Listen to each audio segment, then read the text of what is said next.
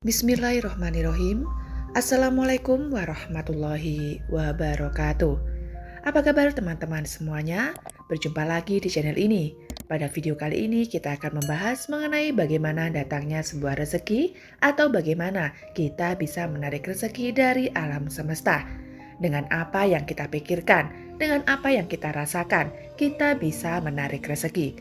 Bagaimana caranya? Dan termasuk saya akan menjawab pertanyaan dari teman-teman semuanya. Semoga nanti bisa menjadi modal bagi Anda semuanya untuk hidup berkemakmuran atau lebih mudah menerapkan Law of Attraction. Dan sekarang langsung saja kita ke pertanyaan pertama, yaitu sebetulnya datangnya rezeki itu bagaimana ya?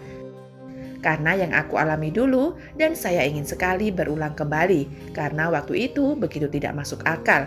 Apa yang terbesit dalam hati dan apa yang saya pikirkan tak lama terwujud. Tapi setelah saya berkeluarga, malah seakan susah dalam mendapatkan rezeki. Semua itu pasti ada sebabnya. Betul sekali, pasti ada sebabnya yang menjadikan rezeki Anda terblokir. Padahal sudah menikah, sudah berkeluarga.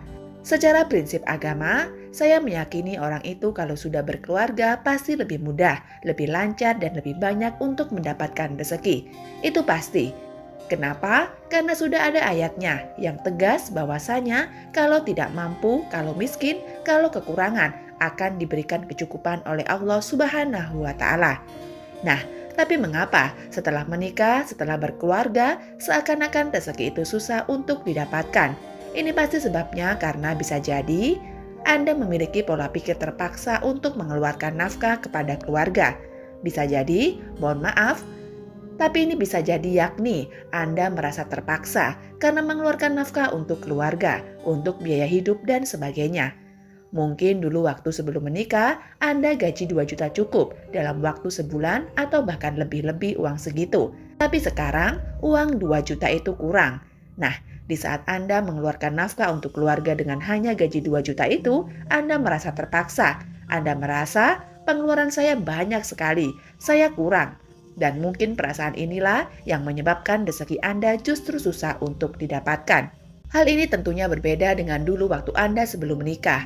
Anda merasa hanya terbesit dalam pikiran atau apa yang Anda rasakan. Tak lama kemudian bisa terwujud. Nah, karena di saat itu Anda belum memiliki tanggungan apa-apa, belum punya keluarga, belum punya anak, dan lain sebagainya. Sehingga Anda merasa plong begitu saja, walaupun mengeluarkan uang. Tapi Anda merasa uangnya masih banyak, karena belum ada tanggungan keluarga. Seperti itu. Jadi di saat Anda berpikir yang merasakan sesuatu, kemudian tak lama bisa terwujud. Nah, alasannya adalah, yaitu tadi Anda merasa plong ketika mengeluarkan uang. Di saat sekarang bisa, jadi Anda kurang. Dan di saat Anda kekurangan, karena Anda kurang ikhlas untuk mengeluarkan nafkah bagi keluarga Anda. Nah, sekarang solusinya bagaimana? Yang pertama adalah, Anda ingat-ingat terlebih dahulu bagaimana dulu waktu sebelum menikah, waktu Anda bisa menarik sebuah kejadian, waktu Anda memikirkan sesuatu atau merasakan sesuatu terbesit dalam hati, tiba-tiba terwujud. Dan ingat-ingat betul bagaimana kondisi mental Anda saat itu. Begitu Anda mendapatkannya, bagaimana kondisi mental Anda di saat itu? Tarik kembali dan gunakan di saat sekarang. Tarik kembali bagaimana perasaannya, gunakan di saat ini, di saat Anda sudah mempunyai keluarga. Kemudian, solusi yang kedua adalah Anda harus punya prinsip yang tegas dan kuat, bahwasanya keluargaku itu menjadikan aku semakin berkemakmuran. Keluargaku ini menjadikan aku semakin kaya. Begitu, apapun yang aku keluarkan, untuk keluarga dan untuk anak istriku, justru memboster rezeki saya. Nah, kata-kata seperti ini tekankan ke dalam diri Anda, buat mindset baru, termasuk di saat Anda membeli.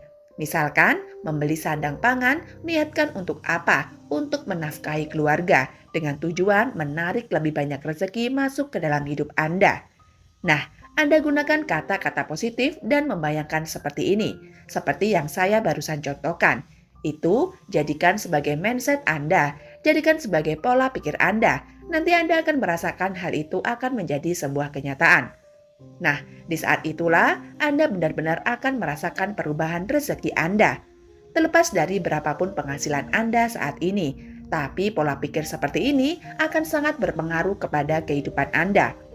pasti itu akan terjadi. Lanjut ke pertanyaan berikutnya. Cara memaksimalkan kekuatan pikiran. Bagaimana caranya? Caranya adalah kita harus menggunakan afirmasi itu. Salah satunya, caranya kita harus menggunakan visualisasi. Nah, jadi afirmasi dan visualisasi itu adalah cara untuk memaksimalkan kekuatan pikiran kita. Kuncinya hanya ada di situ, yaitu afirmasi dan visualisasi dalam kondisi trans, dalam kondisi santai. Begitu Anda belajar ilmu pemberdayaan diri, misalkan ikut pelatihan, atau membaca buku, atau ikut seminar, maka cara yang disampaikan oleh trainernya dengan banyak sekali cara-cara yang ada, sebetulnya hanya 2 kunci pokok, yaitu afirmasi dan visualisasi.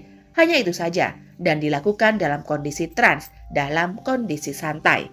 Nah, bagaimana caranya? Anda cukup melakukan relaksasi atau bisa juga meditasi. Bisa berzikir sampai kondisi diri Anda tenang dan perasaan Anda juga tenang, baru menggunakan afirmasi.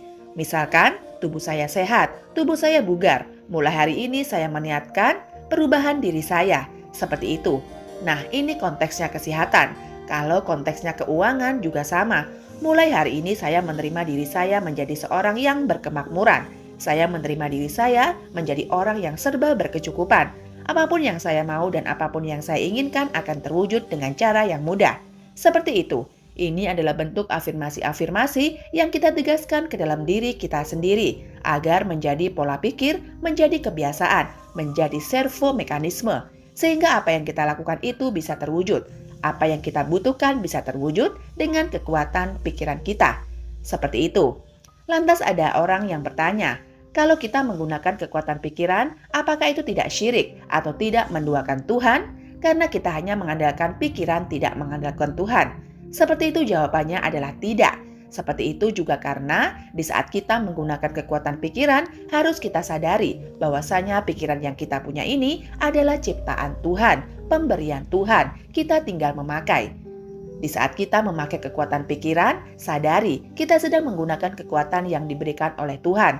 Sadari itu, maka saya pastikan Anda tidak menuhankan pikiran. Anda tetap menuhankan Tuhan yang Maha Kuasa, yaitu Allah Subhanahu wa Ta'ala, yang menciptakan pikiran kita, yang menciptakan kekuatan dalam diri kita.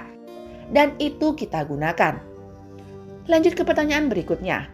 Maaf, mau tanya kira-kira kuat mana kekuatan pikiran dengan kekuatan rasa, karena keduanya mengeluarkan vibrasi. Oke, harus saya garis bawahi bahwasanya antara kekuatan pikiran dengan kekuatan rasa itu satu. Jangan dibeda-bedakan, jangan dipisah. Di saat kita menggunakan kekuatan pikiran, secara otomatis kita juga menggunakan kekuatan rasa. Seperti itu, karena pikiran dan perasaan itu sesungguhnya berada di satu tempat, yaitu otak. Nah, di dalam otak itu ada otak analisis, dan ada otak imajinasi, ada otak emosi, dan lain sebagainya.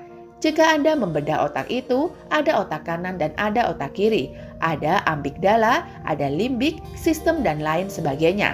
Nah, otak kanan, kemudian limbik sistem, dan lain sebagainya. Ini adalah komponen otak, sehingga di saat kita menggunakan seluruh komponen otak ini, itu disebut menggunakan kekuatan pikiran dan sekaligus menggunakan rasa. Kenapa kita menggunakan rasa dengan komponen yang ada di otak? Karena sistem limbik kita, ada amigdala, dan lain sebagainya. Itu adalah proses mengenai emosi kita, perasaan kita. Nah, keduanya mengeluarkan vibrasi. Betul, mengeluarkan energi getaran, energi yang terpancar ke alam semesta. Jadi sekali lagi, di saat Anda menggunakan kekuatan pikiran, menggunakan kekuatan pikiran di sini adalah pola pikir yang positif dan memberdayakan. Nah, seperti afirmasi dan sebagainya. Termasuk pula visualisasi itu adalah cara kita menggunakan kekuatan pikiran. Nah, di saat kita menggunakan kekuatan pikiran yang berupa afirmasi ataupun visualisasi, Anda juga harus merasakan. Merasakan itu adalah mental state, kondisi mental kita betul-betul kita rasakan. Misalkan kita visualisasi itu, kita rasakan seolah sudah nyata. Kita bisa melihatnya, kita bisa mendengarnya, bisa merasakannya seolah sudah nyata, seolah sudah terjadi di saat ini. Ini dua hal yang tidak bisa dipisahkan, antara kita berpikir, kita merenung, bervisualisasi, dan apa yang kita rasakan di saat itu menjadi satu, menjadi klop. Ada juga teman yang menambahkan begini, Dia menambahkan rasa itu ibaratnya sebagai oli atau pelumas dari pikiran kita. Kalau kita hanya berpikir kemudian tidak ada rasa, nah kekuatannya kurang. Tapi kalau kita menggunakan rasa juga itu akan membooster, itu akan mendorong lebih kuat lagi kekuatan pikiran kita. Betul juga, sangat betul sekali. Nah, intinya apa? Rasa yang kita miliki ini membooster, memperkuat dari apa yang kita pikirkan, dari apa yang kita visualisasikan, dari apa yang kita afirmasikan. Jadi kesimpulannya, jangan membeda-bedakan antara kekuatan rasa dengan kekuatan pikiran. Tapi itu adalah satu paket yang komplit dan tidak bisa dipisahkan di saat kita menggunakan kekuatan rasa. Sesungguhnya kita juga menggunakan kekuatan pikiran. Hanya saja pikirannya sudah diabaikan. Tapi kita hanya menggunakan rasa saja. Misalkan rasa yakin, rasa tawakal, rasa syukur. Tapi sebelum kita menggunakan rasa-rasa tersebut, pasti kita punya pola pikir. Nah, pola pikir inilah kekuatan pikiran kita. Contoh, saya bersyukur, saya mensyukuri semua nikmat Tuhan yang diberikan kepada saya. Saya punya mata, saya punya tangan, saya punya tubuh yang sehat, saya mensyukuri ini. Nah, di saat saya sebelum mensyukuri, saya pasti berpikir yang positif. Saya pasti berpikir yang memberdayakan bahwasanya saya diberikan semua kenikmatan ini. Saya harus mensyukuri. Nah, itu adalah pola pikir. Setelah saya memiliki pola pikir seperti ini, saya baru merasakan betapa nikmatnya Tuhan memberikan saya, memberikan tubuh yang sehat. Betapa nikmatnya, betapa senangnya, betapa bersyukurnya. Saya diberikan tubuh yang sehat, diberikan keluarga yang harmonis, misalkan diberikan rezeki yang halal. Misalkan, jadi ada kaitan antara apa yang kita pikirkan dengan apa yang kita rasakan. Itu secara timbal balik dan ini tidak bisa dipisahkan. Di saat kita memiliki pola pikir yang positif dan perasaan yang positif, nanti pasti mengeluarkan getaran energi atau yang disebut dengan vibrasi. Nah, vibrasi ini memancar ke semesta dan menarik berbagai macam kemungkinan-kemungkinan baik untuk datang kepada kita. Sekarang lanjut ke pertanyaan berikutnya. Bagaimana kita mengetahui kalau belief yang kurang bagus telah berhasil kita ubah? Cirinya ada pada diri kita. Nah, cirinya adalah kalau belief lama yang kurang bagus, misalkan mental block. Mental block itu bagian dari belief system yang negatif. Nah, gimana cirinya kalau belief system ataupun mental block ini yang telah berhasil kita ubah? Cirinya adalah emosi kita merasa lebih nyaman, tindakan kita merasa lebih nyaman. Contoh di saat Anda mau mencari jodoh, misalkan saja Anda mau mencari jodoh, dalam diri Anda masih ada mental block yang menghalangi. Maka di saat itu Anda pasti ada rasa tidak enak, ada perasaan tidak nyaman, mau ngomong sulit, dan sebagainya. Tetapi ketika hal itu sudah diubah, mental block Anda sudah dinetralisir.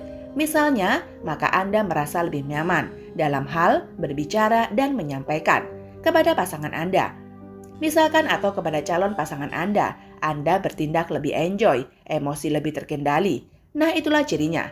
Di saat Anda berhasil mengubah belief yang kurang bagus atau mengubah mental block Anda menjadi mental yang lebih memberdayakan, nah, jadi cirinya adalah lebih plong dalam perasaan kita. Kita lebih mudah untuk berbicara, kita lebih enak, lebih nyaman untuk bertindak. Seperti itu, seolah dalam hati sudah tidak ada penghalang, tidak ada penghambat. Itulah caranya di saat belief system yang menghambat itu sudah netral, atau belief yang lama, yang kurang bagus itu sudah hilang atau sudah diganti dengan belief yang baru.